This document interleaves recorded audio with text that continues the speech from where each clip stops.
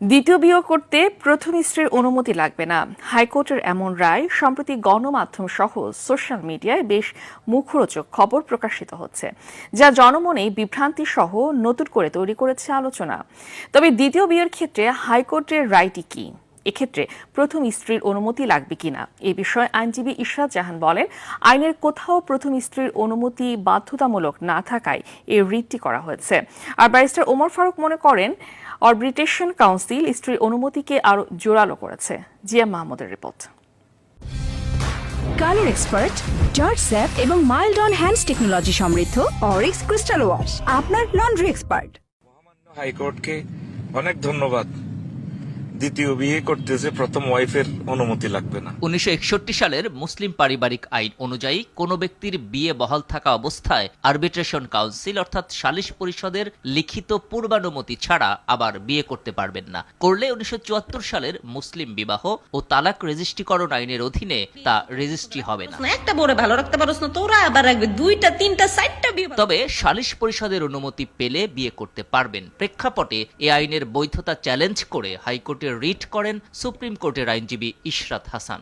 এখানে arbitration council অর্থাৎ একজন চেয়ারম্যান, তার হাতে যদি এই ধরনের ক্ষমতা থাকে তাহলে যিনি ভুক্তভোগী এখানে তিনি বঞ্চিত হচ্ছেন। অর্থাৎ এখানে মূলত ভুক্তভোগী হচ্ছে তার ফার্স্ট ওয়াইফ, তার পারমিশনটা বাধ্যতামূলক থাকা প্রয়োজন। রিটের প্রাথমিক শুনানির পর রুল জারি করে হাইকোর্ট, আর চূড়ান্ত শুনানি শেষে গত বছরের 20 আগস্ট তা খারিজ করে রায় দেয় আদালত। ফলে ডিসেম্বরে আগের আইনি বহাল রেখে পূর্ণাঙ্গ রায় প্রকাশ হয়, যে বিষয়টি ভিন্নভাবে উপস্থাপিত হয়ে এখন আলোচনার তুঙ্গে। দ্বিতীয়তে যেতে হলে অনেকগুলো কন্ডিশন আছে। অ্যাপ্লিকেশন শুনানির পরে যদি কাউন্সিল মনে করে যে তার দ্বিতীয় বিবাহ জাস্টিফাইড এবং যদি প্রথম ওয়াইফ যদি এটা জাস্টিফিকেশনের পক্ষে মতও দেয়, দেন গো ফর সেকেন্ড বিয়া। আর এখানে রুল অ্যাবসলিউটের মতো যে এই প্রচারণা চালাচ্ছে, আমি বা জানি না আলটেরিয়ার মোটিভে এই প্রচার চালাচ্ছে কিনা। 1961 সালের মুসলিম পারিবারিক আইন অনুযায়ী স্ত্রীর অনুমতির বিষয়টি বরং জোরালো বলে মনে করেন এই আইনজীবী। বাংলাদেশের যে নারীরা প্রত্যন্ত অঞ্চলে আছেন, যে যেখানে আছেন, আপনাদেরকে শুধু আশ্বস্ত করতে চাই, আইনটা আগের মতোই আছে, আপনার পারমিশন কোনো না কোনোভাবে লাগবেই। তবে ইশরাত হাসান দাবি করেন, বহু বছর ধরে অনেকে ভুল ব্যাখ্যা দিচ্ছিলেন যে দ্বিতীয় বিয়ের ক্ষেত্রে প্রথম স্ত্রীর অনুমতি লাগবে। আসলে আইনের কোথাও বিষয়টি বাধ্যতামূলক করা নেই। একাধিক যদি বিয়ে করে তাদের ক্ষেত্রে সমান অধিকার এবং সমান মর্যাদা নিশ্চিত করতে হবে।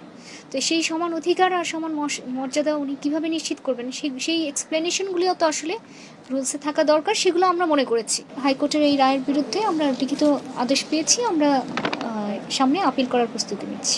GM Mahmud, RTV।